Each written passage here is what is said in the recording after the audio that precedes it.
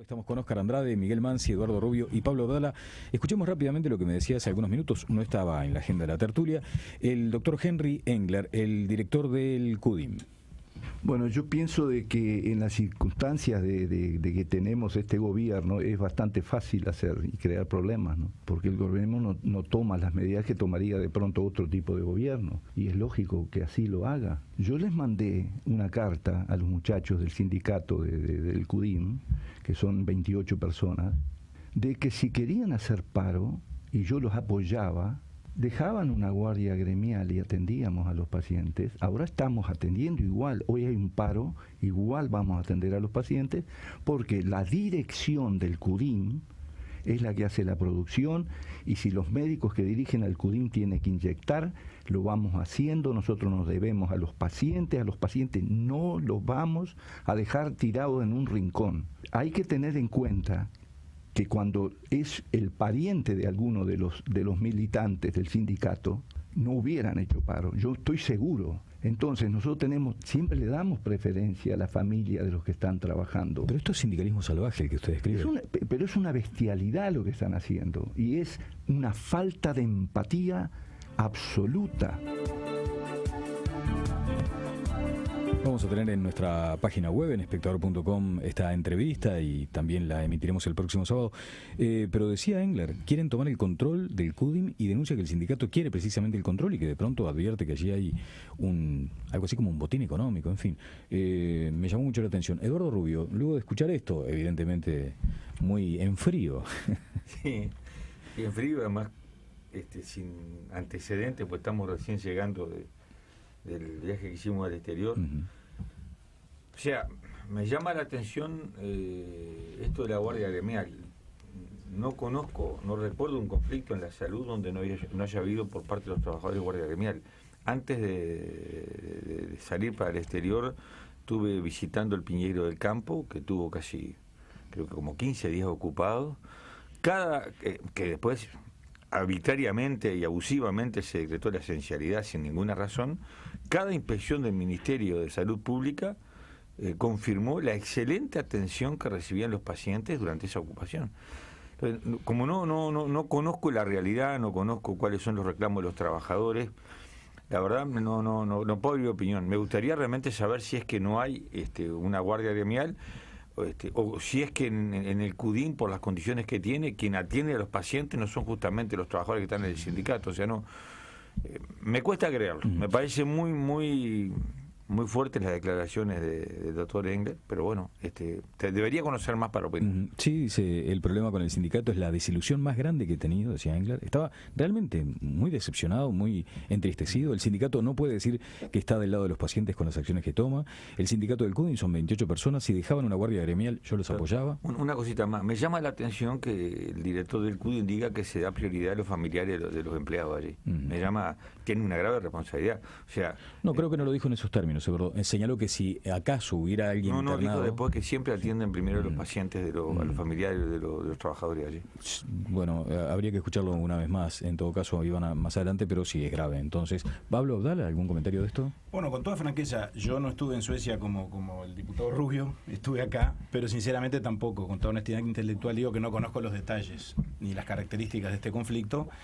Entiendo el sentido de la declaración de Engler, o por lo menos interpreto hacia dónde apunta, que es un tema delicado y que es un tema que yo creo que hay que analizar con mucha objetividad y con mucha prudencia, que es el de la responsabilidad de los dirigentes sindicales, el de las relaciones entre la conducción sindical y la conducción política, el de las relaciones entre la dirigencia del PIT-CNT y la dirigencia sindical en sentido amplio con el gobierno nacional. Sabemos que, bueno, esa es una discusión y una reflexión que seguramente está teñida y condicionada por muchos aspectos y por muchas circunstancias que vienen de la historia, y que creo que los dirigentes tenemos todos responsabilidades, estemos en el plano de la acción política o estemos en el plano de la acción sindical. Miguel Mansi. También, desconociendo el caso puntual, podemos más o menos hacernos una idea porque siempre pasa en términos más generales. Hay reclamos y conductas sindicales y patronales razonables y otras irrazonables.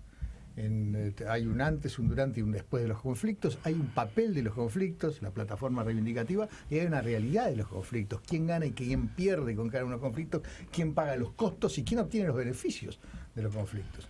En este caso, aparentemente los perjudicados son los pacientes, y me queda por tratar de descifrar quién está ganando en estos términos de luchas aparentemente salvajes. No conozco el caso puntual. Oscar Andrade. Sí, yo creo que en general también tenemos una tendencia que es un poco que cuando un perro muerde al hombre no es noticia, y cuando un hombre muerde al perro es noticia. Yo no voy a decir que no tenés posibilidad en alguna circunstancia de tener desborde o errores en la orientación sindical. Claramente podés tener. No conozco el detalle de este caso, como para opinar de fondo en este caso, pero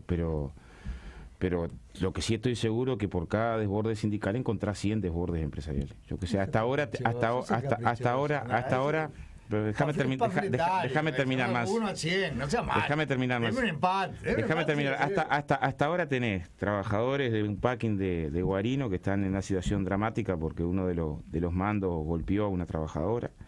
Tenés un despido grosero de todos los trabajadores que se quisieron sindicalizar en una planta procesadora de pescado en Salto. Tenés el despido de todos los compañeros que se quisieron organizar en el frigorífico municipal. Tenemos que esta semana murieron 3 gurises en un siniestro laboral bestial, que en un lugar no habilitado. O sea, tenés que 1 de cada 4 trabajadores están negros. O sea, no hace falta, siendo el mejor dato que tuvimos, ¿no? Este dato de que 1 de cada 4 están negros es el mejor dato de registro de la seguridad social en la historia del Uruguay. Yo creo que hay que mirar las relaciones laborales todas en su complejidad y capaz solo Paramansi encuentre que está pareja la relación en términos de desbordes patronales con posibles errores en la orientación sindical. Bien, esta pestaña, digamos, de Engler venía a cuento de lo que estaba planteado para esta tertulia, porque pretendíamos debatir sobre cómo se encuentran actualmente las relaciones, el clima en el mercado laboral. Y la producción de la mañana se comunicó, por un lado, con el experto en Derecho Laboral, el abogado Tomás Teijeiro. Vamos a escuchar la opinión al respecto. Entiendo que hay una mayor conflictividad desde el punto de vista colectivo, es decir, que hace ruido, que se siente. Lo hemos visto con los acontecimientos de las últimas semanas, ¿verdad? De que la conflictividad laboral colectiva se hace ver en la calle, pero el termómetro del ejercicio me dice que hay menos conflictividad laboral individual, que en ese sentido las personas están con una actitud, digamos, de menor dedicación al reclamo y de más constricción al trabajo, en el sentido de que el mercado laboral presenta ciertas durezas para conseguir un nuevo puesto de trabajo ante un conflicto, ¿verdad? Y dialogamos también con el economista Hugo Bay del Instituto Cuesta Duarte. Señaló que se constata esa especie de nuevo empuje en el crecimiento de estos últimos 2 meses, pero hay que analizar todos los factores, decía Bay.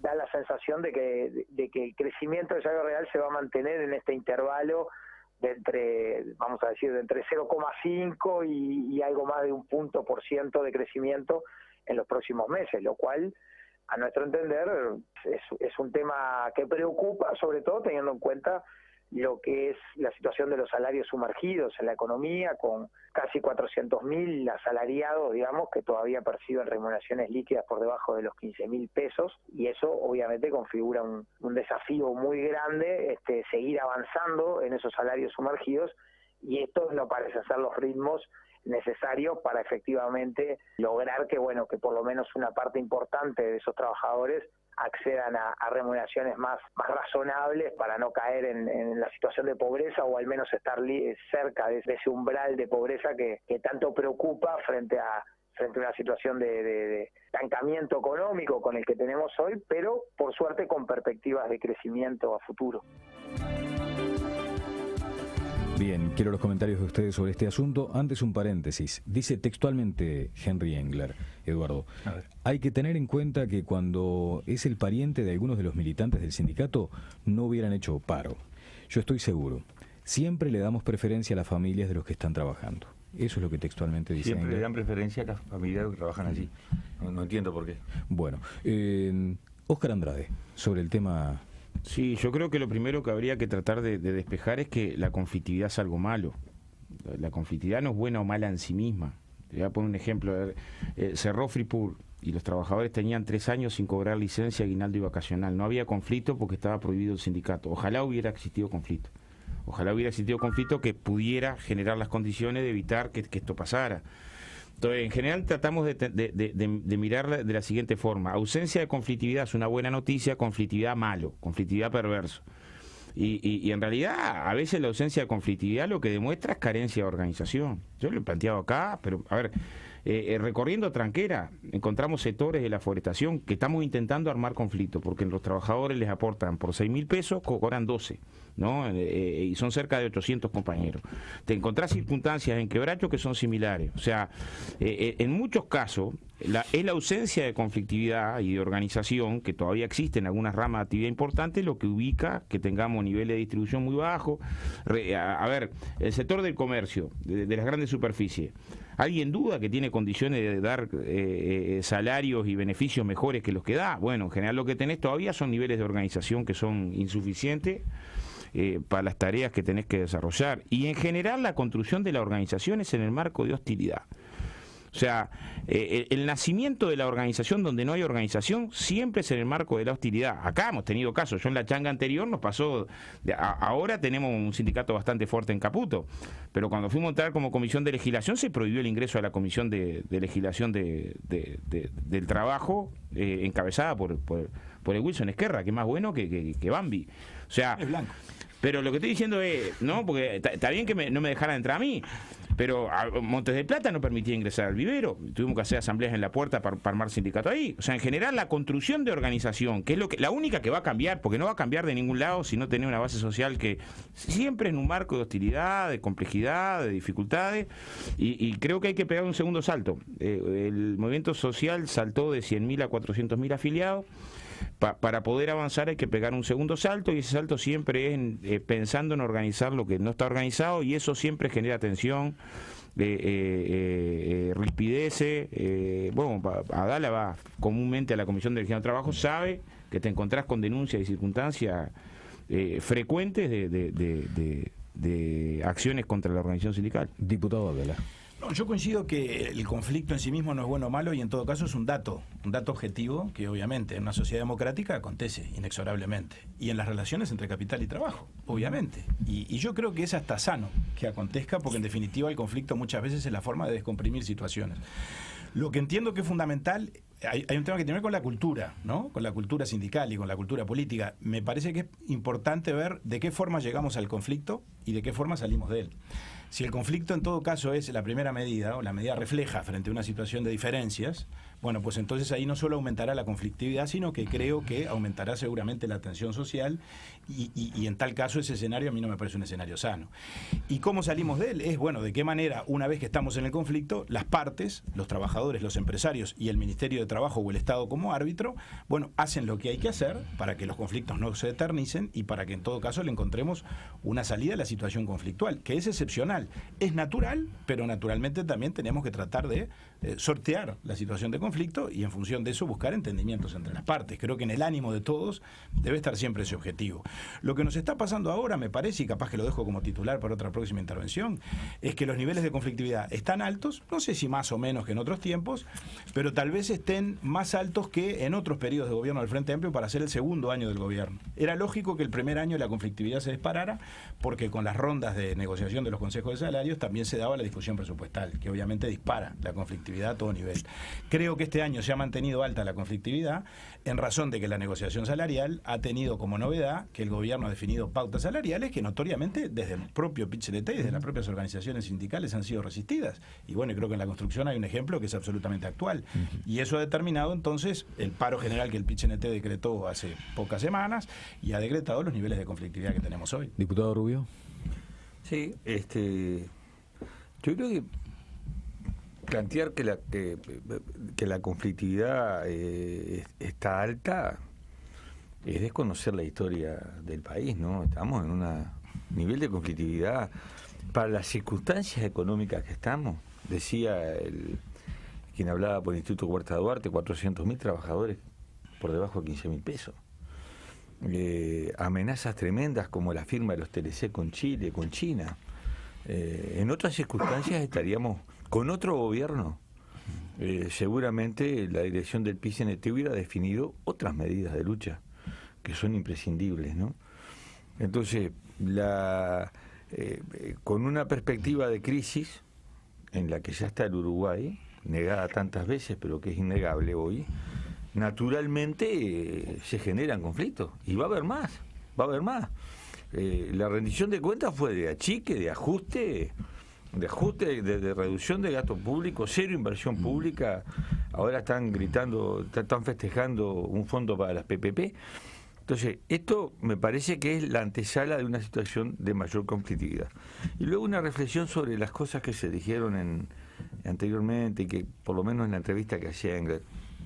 A mí me parece muy, muy malo que se maneje el argumento de que quienes hacen paro en la educación o en la salud ponen de rehenes a los pacientes y a los estudiantes. Porque eso no es cierto. Quien pone de rehén a los estudiantes es quien determina con un presupuesto que haya, por ejemplo, edificios ruinosos en la educación y salarios docentes de vergüenza. Entonces, ahí sí podríamos decir, bueno, ¿quién está poniendo de rehén a los chiquilines? Entonces, la huelga, el paro es una herramienta de los trabajadores, y si colocamos el debate en esos términos, obviamente estamos inclinando la balanza decididamente para un solo lugar. Miguel Mansi. A ver, que la huelga del paro es un instrumento de los trabajadores legítimo y bienvenido, está fuera de discusión. No está fuera de discusión. Acá los cuatro que nos quedan alrededor de esta mesa, por lo menos, no lo ponemos en Vamos a festejarlo. No lo podemos entender. Inventamos. Lo que yo personalmente pongo en tela de juicio, en algunas intervenciones es el maniqueísmo, o sea, el patrón bueno y el trabajador malo. Perdón, al revés. El patrón malo. Se acabó. Para emparejar. Eso de nunca haber perdido una huelga te llevas. Para emparejar. Volvimos al primero allí. Para emparejar. Cuando don Pepe salía al balcón del día a decirle a los ferroviarios, a los tranviarios, paren. Pero eso es lo que me parece que no contribuye al debate y no contribuye contra una posición razonable. No, el maniqueísmo, el patrón malo, no me quiero equivocar, y el trabajador bueno. Tampoco el fogoneo profesional de nuestro distinguido secretario general y restricto Oscar Andrade, el patrón gigante y el obrero desvalido. Porque este país está lleno de patrones chiquitos, que no son ni Montes del Plata, ni Caputo, ni las multinacionales de las grandes superficies de los supermercados. Y está lleno de patroncitos, de gente que trabaja y que emplea a uno o a otro y que tiene que pagar 20.000 pesos de BPS y 5.000 pesos de DGI y que son familia. A ver, entonces todos los planteos dicotómicos me parece que no contribuyen. ¿Y por qué pasa esto de los planteos? Porque esto se da en contextos ideológicos determinados, que eventualmente tenemos mayores puntos de encuentro con Andrade, hay mayores puntos de distancia de desencuentro con Rubio y con Andrade, porque ellos son marxistas. Leninistas. Ahí va. Maoístas y coreanistas, y trotskistas, y todos los coreanistas. Entonces creen en la lucha de clases, en el conflicto, en la lucha de clases como motor de la historia. Nosotros creemos en la cooperación. Nosotros creemos en la cooperación y en el progreso. Ustedes creen en los golpes de la historia. Orden y progreso. No, en el progreso. Y un poco de orden tiene que haber, si no hay progreso, está claro. Entonces, claro, en ese contexto se explican los dichos de unos y de otros, ¿no? Si partimos de que realmente tenemos que profundizar el conflicto para poder alcanzar estadios superiores de la evolución hacia el socialismo, bueno, entonces vamos a propiciar el conflicto, no vamos a propiciar la cooperación. Respecto bajando un poquito más a los temas por los que hemos sido convocados en la mañana de hoy, que es la conflictividad laboral y tal y cual. Quiero repetir una cosa que me parece importante y que está en el marco de lo que vengo diciendo, de esquivar el maniqueísmo. En las reivindicaciones gremiales sindicales, y bueno, habrá reivindicaciones razonables, compartibles, con las que tenés que estar de acuerdo, estás obligado a estar de acuerdo, aquellas que refieren al salario y las condiciones de trabajo, por ejemplo. Eso tiene que estar arriba de la mesa, es el ámbito natural de la reivindicación sindical. Habrá otras discutibles, aquellas que exceden el marco estricto de las condiciones salariales y laborales y hacen a la política. Que es razonable que un gremio se preocupe por la política laboral, por la política de salud, por la política de educación. Claro que pero es discutible. Porque habrá quienes entiendan que la solución viene por acá. Y hay otras, un tercero de cosas, que son reivindicaciones inaceptables. ¿Por qué? En casos porque son mafiosas, en casos porque están largamente excedidas de cualquier razonabilidad de las posibilidades de unos y de otros. Y contra esas hay que pararse y decir, no, mira, por acá no. Entonces, 3 luces, hay verdes, hay amarillas y hay rojas. Pero veamos el conjunto de la cosa y planteémonos los términos en estos términos, en términos de que esto es una materia de discusión. No partimos del supuesto que toda reivindicación de los trabajadores es justa y que toda oposición de la patronal es injusta y malvada, ni viceversa. Bien, muchas veces cuando un comunicador exhibe ese concepto de que quedan de rehenes a algunas personas como consecuencia de los conflictos, y estoy citando el caso de la educación, es porque lo señalan muchas veces los ciudadanos a través de las redes sociales y las propias autoridades. Sí, yo no me refería a los comunicadores, me refería a las autoridades. Sí, por ejemplo, en el caso de secundaria, la directora general y la propia ministra de Educación en su momento. Sí, impresentable, lo de la ministra impresentable. ¿Quedaron algunos comentarios pendientes, Pablo? Sí, no, los comentarios pendientes tienen que ver con la coyuntura, tienen que ver con que yo considero que los niveles de conflictividad de este año básicamente están referidos a un cambio radical de escenario que se ha dado en el país. Claro. La circunstancia de desaceleración económica, la circunstancia de que ya hemos abandonado el proceso de crecimiento acumulado por el cual el Uruguay creció más de un 65% en el curso de los 2 primeros gobiernos del Frente Amplio, determina que eso después condicione y afecte las reglas del juego en materia de negociación salarial inclusive. Y en función de eso el gobierno ha ido hacia un planteo que yo creo que se da de bruces y contradice lo que ha sido la prédica de la izquierda desde la oposición política históricamente. Es decir, ha planteado pautas desindexatorias. La desindexación salarial para la izquierda era mala palabra. Se supone que la desindexación salarial estaba asociada a los gobiernos de derecha, neoliberales, todo ese estigma que tantas veces se alimentó desde el punto de vista cultural. Pues ahora es la propia izquierda la que está practicando la desindexación.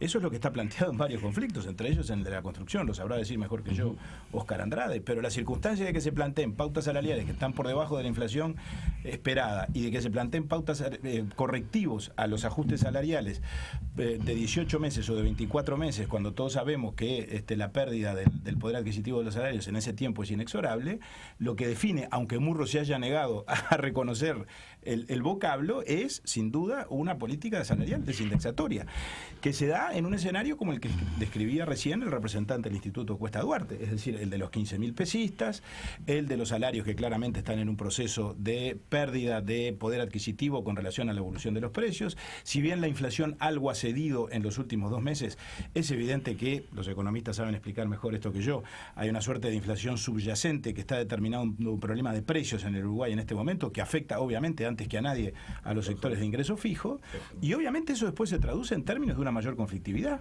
Y el PIT-CNT y los dirigentes sindicales, que todos sabemos que tienen coincidencias políticas objetivas con la fuerza política y con el Frente Amplio, y yo creo que ese entente que se ha dado... Hicieron un paro general, no hicieron un paro en el balotaje, pero yo quiero analizar esto con la mayor objetividad. Yo creo que el PIT-CNT y los dirigentes sindicales se debaten en un dilema que ellos reconocen como tal y que para ellos representa un problema. O sea, no pueden caer en el amarillismo, tienen que representar a sus afiliados, tienen que actuar, por lo tanto, como ellos lo definen, con independencia de clases. Yo no creo en la lucha de clases, pero así lo definen los propios dirigentes sindicales. Pero al mismo tiempo es evidente que, los seres humanos somos los mismos en la faz sindical o en la faz política. Es notorio que integran el Frente Amplio, integran el Partido Comunista, integran distintas estructuras políticas de la propia conducción de gobierno. Y evidentemente ahí se da un problema en la relación entre el gobierno y la dirigencia sindical, que yo creo que es una tensión continua y permanente. Óscar Andrade. Sí. A ver, es curiosa la forma de pensar de Mansi. En realidad ojalá convenciera a los que dirigen la economía de que la economía en el mundo no haya multiplicado la producción. En el mundo haya multiplicado la producción 5 veces más que los salarios y esa es una realidad objetiva, la forma de funcionamiento de la economía sobre la base de la competencia feroz. Desconocer eso, o sea, el abstracto de generar en el capitalismo un océano de cooperación global. El capitalismo no es vos y yo, es vos o yo, y esa es la lógica que ha explicado guerras mundiales. No es un problema de una opinión, y los niveles de concentración de la riqueza mundial lo explican, y de destrucción brutal de los 2 manantiales, dijeran. Pero yo sí creo en una sociedad de cooperación, de hombres libres cooperando y produciendo, pero claramente no es esta sociedad la de la cooperación. Ahora, ahí yo tengo una polémica ahí con Rubio. Quizá la conflictividad que ha hecho la central es poca o mucha. Es la que deciden los trabajadores y sus sindicatos. Hoy va a haber 20.000 trabajadores en la calle probablemente, ¿no? Ahora, lo cierto es que Rubio es parte de una expresión política que armó una central sindical. Y hace años armó una central sindical. Lo que no ha tenido esa central sindical es conflictos y paros hasta ahora. O sea, armó una experiencia alternativa de la central sindical con cero conflictividad. O sea, los años de esa central sindical, que era más radical, que era más luchadora, que era más, es con cero conflictividad. La del movimiento sindical está ahí en la calle, se ve, van a haber miles hoy y seguramente con mucha tranquilidad. Yo no tengo ningún complejo. En primer lugar, los representantes de las cámaras empresariales también tienen partido político. Tienen menos difusión sus partidos políticos. Pero todos sabemos en qué lista estuvo el presidente de la Asociación Rural. Todos sabemos. Todos sabemos en qué lista estuvo. Yo te puedo decir cada uno de ellos dónde está. Yo sé que de qué partido es el presidente de la Cámara de la Construcción. Ahora sé que es gremialista de la Cámara de la Construcción. Y no va a ser el Partido Nacional el que defina su línea, sino va a ser su gremial.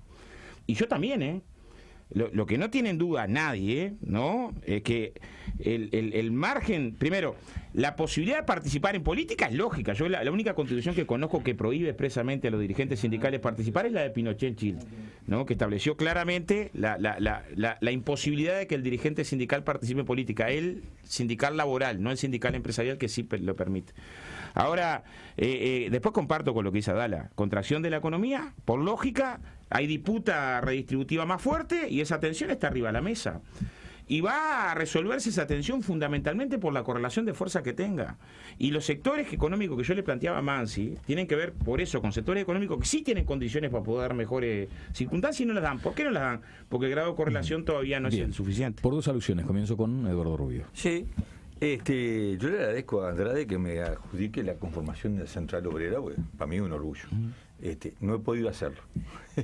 Para mí no ha estado en los objetivos políticos planteados. Que hay compañeros con los que milito y otra gente con la que no milita conmigo, que están en disconformidad con el oficialismo exacerbado de los dirigentes o de la mayoría de los dirigentes del PCNT, que objetivamente han sido legitimadores de una política de un gobierno que hoy enfrenta esta crisis con consecuencias de rebaja salarial porque no cambió las estructuras ni alteró los términos de concentración de la riqueza. Lo dice Rubio, no, lo dicen hasta los estudios de la Universidad de la República. Y lo dicen economistas de Frente Amplio como Notaro, que dice, bueno, lo que ha habido en todo este proceso de auge económico fue no una distribución de la riqueza, una redistribución del ingreso en base a que algunos asalariados y algunos sectores mejoraron su nivel de ingreso a costas de otros que siguen siendo 15.000 pesistas o 10.000 pesistas y de jubilados que se mueren de hambre. O sea, aquí el gobierno del que yo formé parte al inicio y después me fui, no cambió las estructuras, pero no es que tomamos el Palacio de Invierno, no que definimos la eliminación de las clases sociales, no cambió la redistribución de la riqueza. Entonces, cuando avanza la crisis, sale a la luz la injusta situación donde los que venden su fuerza de trabajo, bueno, ven desaparecer sus ingresos. Sobre la conflictividad, claro que ha habido conflictividad. Muchas veces, como dice Andrada, los trabajadores definen y piden y avanzan en un conflicto y los dirigentes acompañan, y muchas otras veces los dirigentes enfrían los conflictos.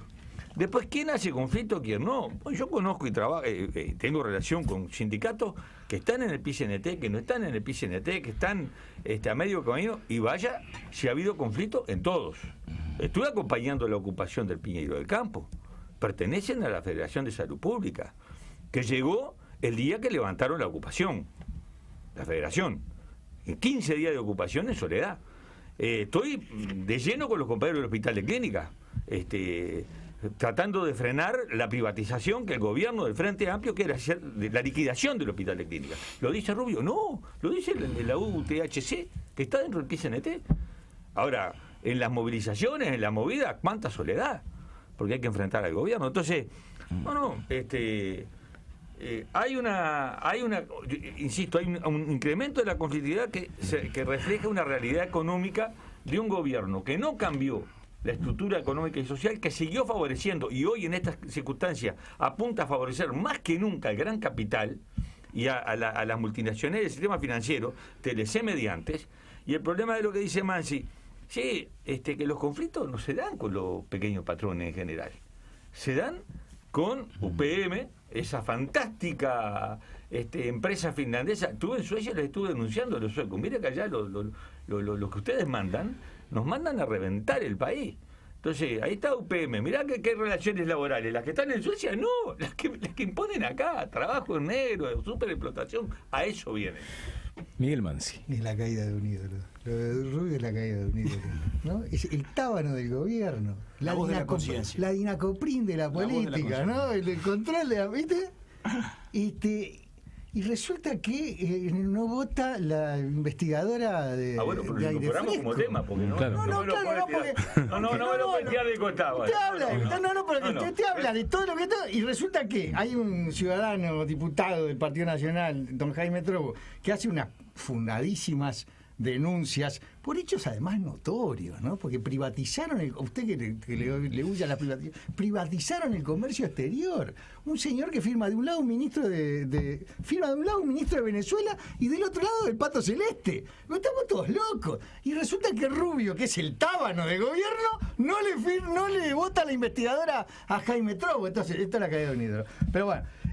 Pero permítale que hable sobre este punto. Hable todo lo que quiera, que pueda hablar todo el día seguido y no va a poder explicarlo. Lo va a poder explicar. Dígale que vota la de la regasificadora, si me pasa el aviso. Está. No, yo entiendo la inquietud de Mansi por esta investigadora que plantea el diputado Trovo y con él el Partido Nacional, y que además la quiera sacar del contexto de la historia y de quienes juegan este partido. Porque, a ver, si la Unidad Popular un día planteó una investigadora, nadie se va a engañar hacia qué objetivo apunta, ¿verdad? En el marco que sea.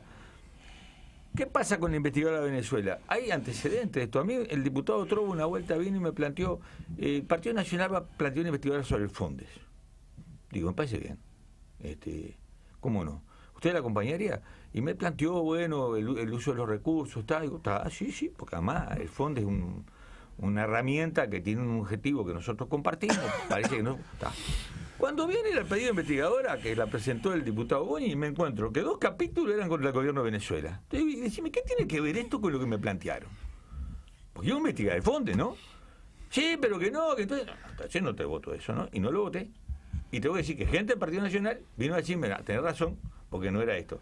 Entonces, cuando Trovo, que hace un abanderado de todas las causas de la gusanera de Miami, de la lucha contra el proceso en Venezuela, un hombre claramente alineado, le reconozco su coherencia y todas las batallas que da tienen ese sentido. Entonces, en medio de una ofensiva brutal contra el gobierno de Maduro, del proceso bolivariano, donde juegan todos, ¿no? Porque juega el Pentágono, juega el New York Times, vengo de Europa, todo el sistema político europeo, peguen a Maduro. Me hacía acordar cuando prepararon la invasión a Libia, que iban a ganar, iban a construir la democracia en Libia, y que se fueron a robar el petróleo, descarado. Entonces, ahora acá viene... Esta investigadora es mi partido. Tiene una dualidad, tiene esta investigadora. Bueno. Por un lado se plantea, investiguemos la irregularidad en el gobierno de Mujica, investiguemos. Pero al mismo tiempo, y ya que estamos, vamos a reventar la cabeza. Está en el uso de la palabra Miguel Mansi, pero por una ahora, en una alusión. Espera un momentito, Miguel. Después cierra. Dígame. No, yo quiero ser muy claro y muy concreto. Acá no hay predeterminación ideológica de ningún tipo. Yo respeto las razones del diputado Rubio porque respeto mucho su actuación parlamentaria. Creo que actúa con una enorme independencia y con mucha coherencia. Y además vamos a votar juntos la comisión investigadora para investigar todo el tema de la regasificadora.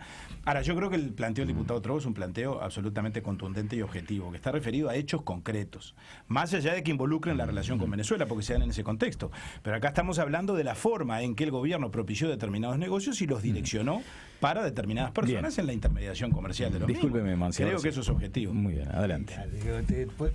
Mire si Maduro y Venezuela van a precisar la ayuda de Jaime Drogo para hacer el desastre que están haciendo. No precisan ni la investigadora parlamentaria. Se cae solo, Rubio, se cae solo. Acá de lo que estamos hablando, de los negocios del fondo, de los negocios del fondo Artigas Bolívar y de aire fresco. Estamos hablando de un ciudadano uruguayo que firmó convenios comerciales con un ministro que después fue preso por corrupción en el Estado. No queremos hablar de Venezuela, ¿qué me importa?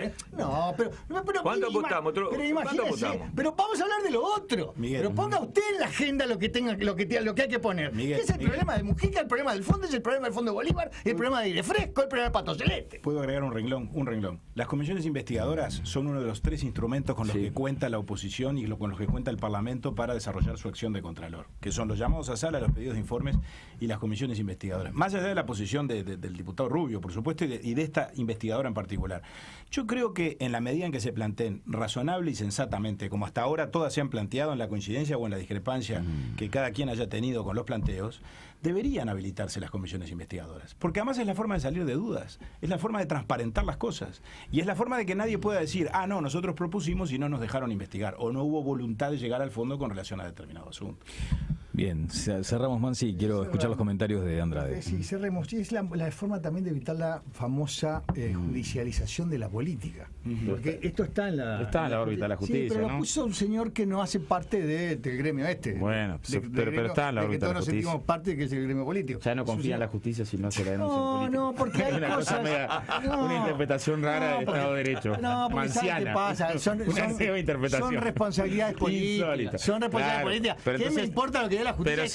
Sendik mintió. Sendik dijo que era licenciado y no era. Lo que diga la justicia de Sendik me tiene sin cuidado. El señor mintió. Incurrió en responsabilidades políticas. El vicepresidente de la República es un mentiroso. Claro, pero entonces yo quiero saber lo que se quiere no es investigar, sino lo que se quiere es un debate político. No, investigar a ver si efectivamente se incurrieron o no se incurrieron en responsabilidades eso lo está haciendo la justicia. Estamos cerrando. Pero eso ya hay delito penal. Acá hay responsabilidad política. Para eso está el Parlamento, para controlar. Bien, cerramos, Oscar. Sí, primero que ¿habrá después? Claro.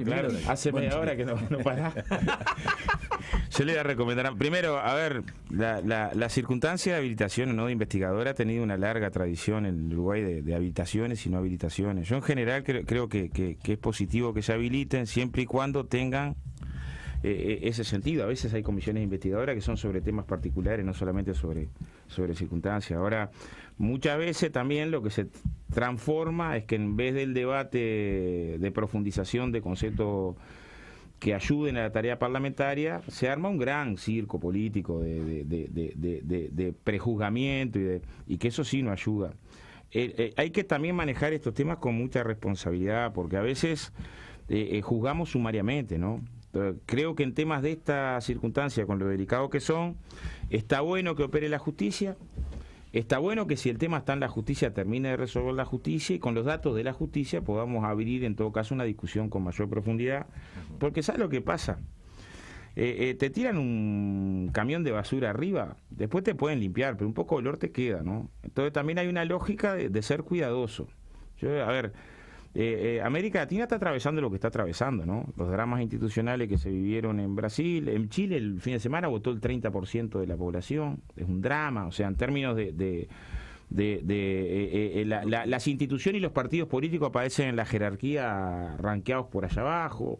Hay que tener cuidado también. ¿Dónde lo dejaron los gobiernos progresistas? Hay que tener cuidado. Las instituciones, hay que tener. Es como bajamos, retrocede 15 espacios. Volvemos al punto de partida. Es como que yo diga, ¿dónde dejaron al Partido Colorado? ¿No? Y le adjudique en Novi. Está bien, Oscar, pero yo creo que ante la duda lo que hace bien a la democracia es despejar la duda. Sí, claro. Y creo que si alguien hace un planteo que no es serio, que no es el caso, el planteo del diputado Trovo, hay que estudiarlo.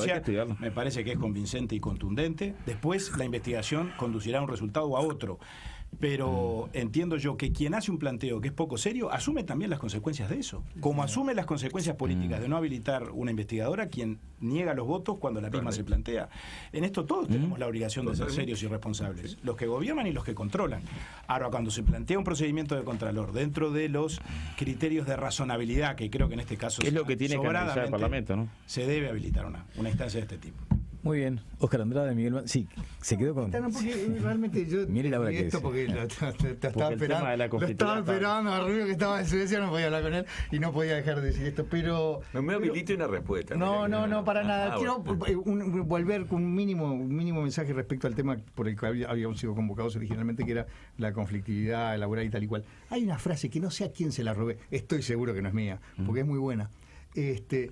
Pero que refiere a la participación del Estado en los conflictos entre el capital y el trabajo, que naturalmente que los hay, y naturalmente que en principio... pasó a la lucha de clase, Mansi. Claro, hay una posición de fuerza que es la del capital, sobre todo cuando se trata de gran capital. Grago lo decía, ¿no? Claro. Pero hay una frase que, insisto, no sé quién es, de repente ustedes reconocen el autor, que es la preocupación no debe concentrarse en el no me quiero equivocar como el patrón y empleado, no me quiero equivocar, no defender los puestos de trabajo, sino defender al trabajador. El objetivo tiene que ser, porque hay puestos de trabajo que están condenados a la desaparición, ¿no? Las telefonistas, los taxistas, todas esas cosas. Veo que los taxis... Sí, con cuidado, ¿no? Pero no yo empecé a escuchar defender al trabajador. Empecé a escuchar del fin del trabajo hace 25 años y tenemos 1.000 millones de trabajadores más en el mundo. ¿De qué hablar? Empecé a escuchar del fin del trabajo. Trabajadores sí, pero por eso digo, hay que defender al trabajador y no el puesto de trabajo, que por necesidad varía, es maleable, las circunstancias van cambiando. Concentrémonos en el hombre. Que el cambio es el humanismo, al servicio de la humanidad y no de un puñado. Hay que hablar, estoy de acuerdo. Bueno, muy bien. Muchas gracias, Eduardo Rubio, Pablo Audara, también a Óscar Andrade, a Miguel Mansi.